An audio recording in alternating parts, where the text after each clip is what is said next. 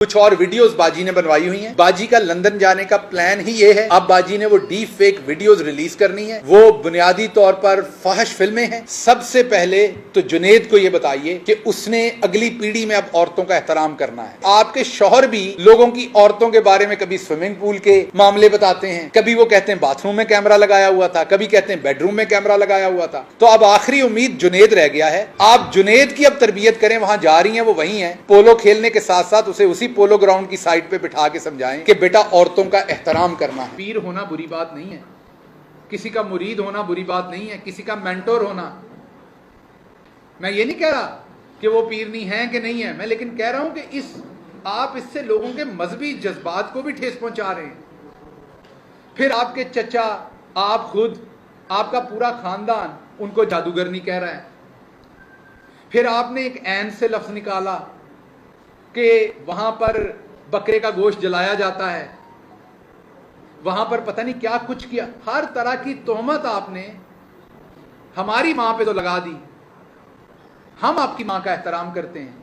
चलें, अगर आप में तमीज नहीं थी, एहतराम नहीं था, इखलाकियात नहीं थी, तो आप यही देख लेते कि इन्होंने हमारी मां के साथ क्या किया है, हमें भी वापस इनके साथ यही करना है। आपको ये बात याद रखनी होगी। आपको इमरान खान बुरे लग सकते हैं, आपका हक है, वो एक पॉलिटिकल लीडर है, दबा के उनके ऊपर आप करें तनकीद, लेकिन आपको ये याद रखना पड़ना है कि जो जिनका नाम बुशरा बीबी हैं, वो इस मुल्क की बेटी भी हैं, उनके बच्चे भी इसी मुल्क में हैं, वो नानी और दादी भी हैं। उन बच्चों का क्या हाल होता होगा जब आप उनको इस तरह के अलकाबात से नवाजते हैं। फिर उनके करीब खातून है फरा बीबी। अब फरा बीबी को बार बार गोगी कहना, वैसे तो आपके भी आप हमारी बहन है, लेकिन आपके भी निकनेम हमें पता है। हमने तो नहीं आपको कभी भी कहा उस निकनेम से। हम या आपके खामद मोहतरम का नाम साथ इस्तेमाल करते हैं या आपके शौहर का नाम इस्तेमाल करते हैं। ज्यादा कोशिश करते हैं शुरू दिन से आपको बाजी कहा जाए ताकि एहतराम रहे, आप एक खातून हैं। आप खुद ये काम शुरू करती हैं एक खातून का नाम बिगाड़ने के लिए, उसकी तज़हीक करने के लिए। आपके पास उस खातून के खिलाफ कोई सबूत हैं, पेश करें, सजा दिलवाएं, मुकदमा बनाएं। आपकी ऊपर हुकूमत है ना, FIA आपके पास है, सब कुछ है। नाम बिगाड़ने की क्या जरूरत है। और आपके तो अपने एक MPA की बहू है वो, तो आप कम अज कम, मुझे समझ है जैसे आप लोगों ने आयशा आहद के साथ किया था, उसकी जवान बेटी के साथ किया था, आपके यहां एहतराम वाला कोई काम नहीं है। मैं हैरान होता हूं कि जैसे फॉर एग्जाम्पल जब तक आपने कोई चीज नहीं देखी, आपने बीमारी नहीं देखी, आपने मौत नहीं देखी, आप किसी का मजाक उड़ा सकते हैं शायद, लेकिन जब आप अपने घर में वो चीज दिखाते, और अल्लाह की जात हम सबको इसलिए दिखाती कि हम दूसरों का कर सके। ये बहुत सारे सहाबी बताते थे कि हम पे रियासती तशद्दुद हुआ, मुझे शायद तब समझ नहीं आती थी। अब एक दिन चौधरी गुलाम हुसैन साहब मुझे बता रहे थे कि 21 दिन उन्हें लाहौर के शाही किले के एक छोटे से एक सेल में रखा गया, और जब वो बता रहे थे तो उन्हें उस पे उनकी आंखों में आंसू नहीं थे। जो अगली बात उन्होंने की उस पे उनकी आंखों में आंसू थे कि 21 दिन तक उनकी मां ने ना अच्छी तरह से खाना खाया, ना गुस्ल लिया, क्योंकि वो घर में तड़प रही थी। कसूर उसका क्या था, वो लिख रहा था बेचारा, साफी था, क्योंकि मिडिल क्लास था, माड़ा बंदा था, तो उठा के अंदर दे दिया। अब मुझे हैरानी होती है जब राना सनाउल्लाह तशद्दुद के बारे में बयानात देते हैं।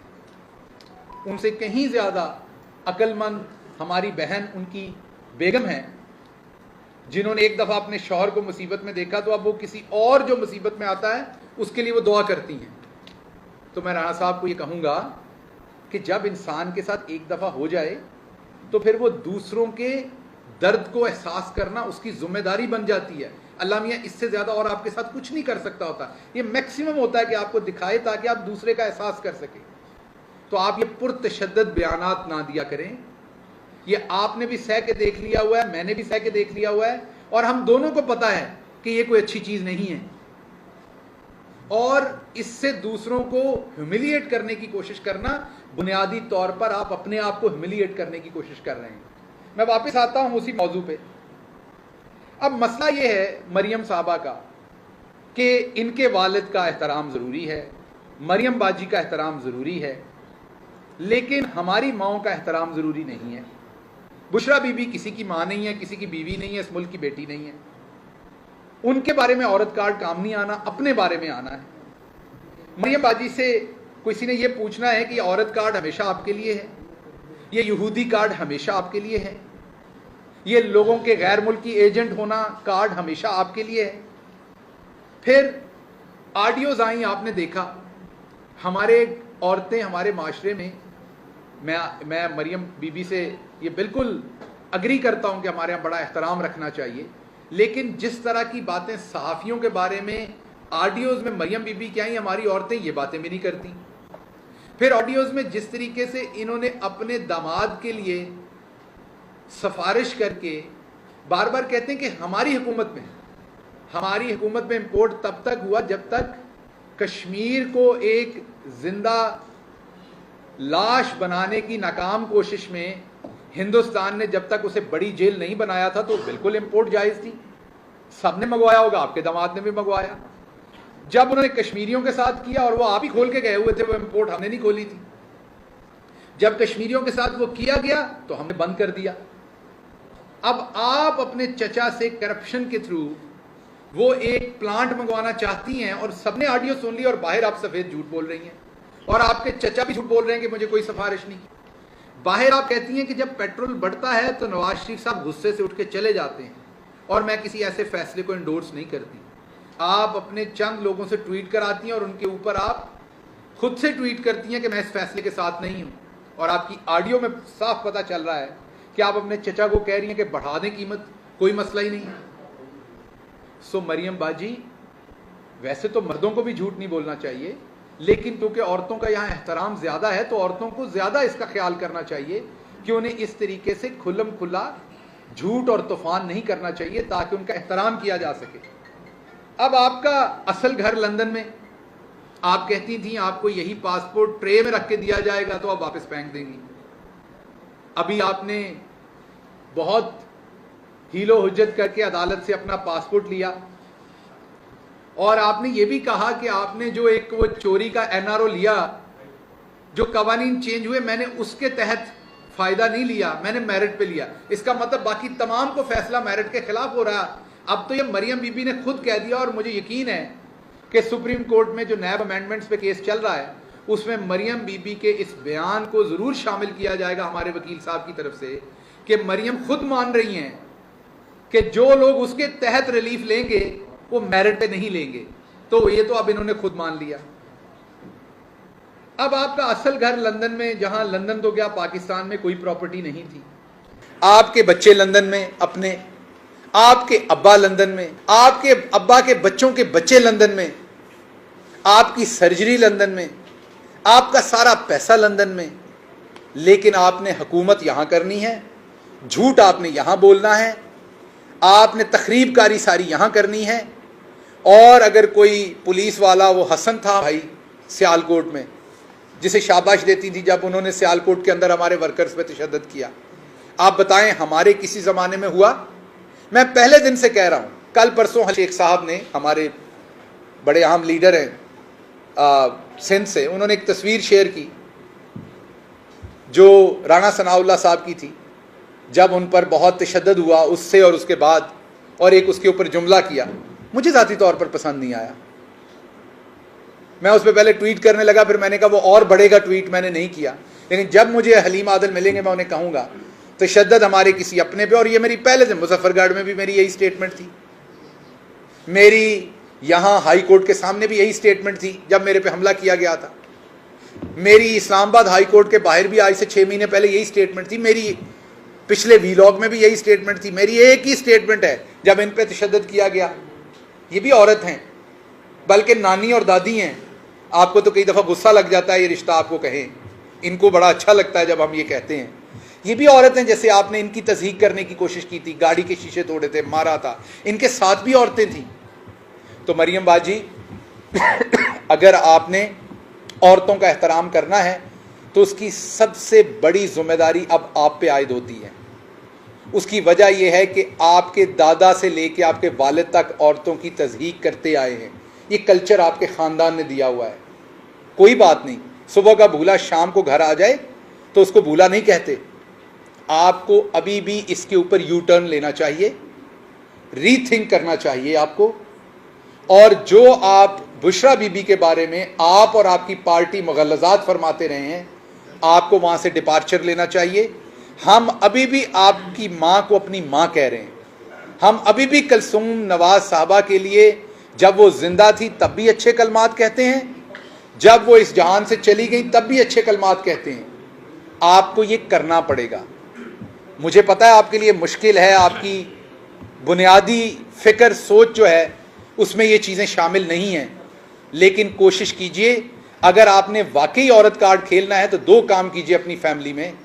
सबसे पहले तो जुनेद को ये बताइए कि उसने अगली पीढ़ी में अब औरतों का एहतराम करना है, क्योंकि आपके शौहर भी लोगों की औरतों के बारे में कभी स्विमिंग पूल के मामले बताते हैं, कभी वो कहते हैं बाथरूम में कैमरा लगाया हुआ था, कभी कहते हैं बेडरूम में कैमरा लगाया हुआ था, तो वो भी ढीले हैं इस सिलसिले में।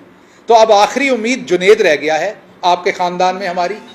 आप जुनेद की अब तरबियत करें, वहाँ जा रही हैं वो वहीं हैं, पोलो खेलने के साथ साथ उसे उसी पोलो ग्राउंड की साइड पे बिठा के समझाएं कि बेटा औरतों का एहतराम करना है, हमारी पिछली नस्ल ने नहीं किया, तुमने यहाँ यू टर्न लेना है और इस काम को तोड़ना है, और अगली नस्ल ने औरतों का एहतराम। इस तरह की औरतें जिन्होंने हज़ारों जिंदगियां बचाई हुई हैं, मसीहा हैं, डॉक्टर हैं, या भले घर में बैठी औरत है, औरतें सबकी औरतें हैं और उनका एहतराम करना और आप पे जिम्मेदारी है, क्योंकि आपके ख़ानदान ने शुरू की थी, हम इसमें विक्टिम हैं। और दूसरा काम जुनेद को कहना है कि अगर उसने, क्योंकि शाही ख़ानदान से है, आपके बाद तो वली हैद, आप इस मुल्क का उसी को बनाना चाहेंगी, तो जब इस मिडिल क्लास गुलाम कौम के ऊपर आपने उनको मुसल्लत करना है तो उनको भी ये बता के करप्शन भी वो ज़रूर करेंगे, और ये भी कौमी खेल है आपका, कौमी मीन आपका ख़ानदानी खेल है। तो जब वो करप्शन करें तो ख़ानदान की औरतों के नाम के ऊपर वो करप्शन ना करें, ताकि उन पर मुकदमात ना बने, ताकि औरतों का। आपको क्या लगता है जब आप गिरफ्तार हुई होंगी तो जिस जज साहब के सामने गई, जिसने गिरफ्तार किया, जो उस टाइम की हुकूमत होगी, क्या उनके लिए मुश्किल नहीं होगी वो सारा काम? बहुत मुश्किल होती है। मैं अभी इस प्रोसेस में से गुजर के आया हूं। मैंने 500 लोग देखे जो वो काम कर रहे थे जो वो नहीं करना चाहते थे, जो मुझे हथकड़ी लगा रहा था, उसका दिल नहीं कर रहा था, मुझे लगा मजबूर था वो। मेरे कहने की बात आपको ये है कि आपने अपने बेटे को कम से कम ये तालीम जरूर देनी है कि अगली दफा करप्शन करें तो औरतों के नाम पर ना करें। तो इसलिए मैं यहां पर इस चीज को खत्म करता हूं। आखिरी बात ये कह दूं कि डीप फेक कुछ और वीडियोस बाजी ने बनवाई हुई हैं। बाजी का लंदन जाने का प्लान ही ये है। अब बाजी ने वो डीप फेक वीडियोस रिलीज करनी है। वो बुनियादी तौर पर फाहिश फिल्में हैं जिनमें लोगों के चेहरे चेंज किए गए हैं, और आप सबको पता, अब आप वो टिकटॉक पे देख चुके हैं कितनी आसानी से चेंज हो जाता है। वो वीडियोस अब अगले आने वाले दिनों में इन्होंने रिलीज करनी है। ये साइफर खेला गया पहले, मरियम साहबा के रिहाई को हटाने के लिए उसको लाया गया, अब वीडियोस आएंगी। और आखिरी बात मैं आपसे ये करके फिर मैं डॉक्टर साहबा से गुजारिश करूंगा, समुंदर पार पाकिस्तानी जिनके पास आप पहुंचे और पनाह ले रहे हैं दोबारा, दूसरी बात है कि उनका भी एहतराम करना शुरू करें। उनसे वोट का हक भी छीन लिया गया। उनको कहते हैं वोट डालना है तो यहां आके डालो। उनसे इलेक्शन लड़ने का हक पहले ही छीना गया हुआ है। उन्हें गद्दार समझा जाता है। मैं ओवरसीज पाकिस्तानी हूं, मैंने ये सब कुछ फर्स्ट हैंड फील किया है। मेरे पास दोहरी शरीयत नहीं, लेकिन गाली की तरह मुझे बताया जाता है इसके पास दोहरी शरीयत है। मेरे पास नहीं है, लेकिन जिक्र ऐसे किया जाता है जैसे गाली हो दोहरी शरीयत लेना। तो इसलिए समुंदर पार पाकिस्तानियों के साथ भी नून लीग को अपना रवैया रीथिंक करना पड़ना है। वो इसी मुल्क के शहरी हैं, आपके जितने ही मुहब्बे वतन हैं, और उनको आप जिस तरीके से डिस्ग्रेस करते हैं और उनसे तमाम हकूक छीने गए, ये किसी सूरत भी काबिल कबूल नहीं है।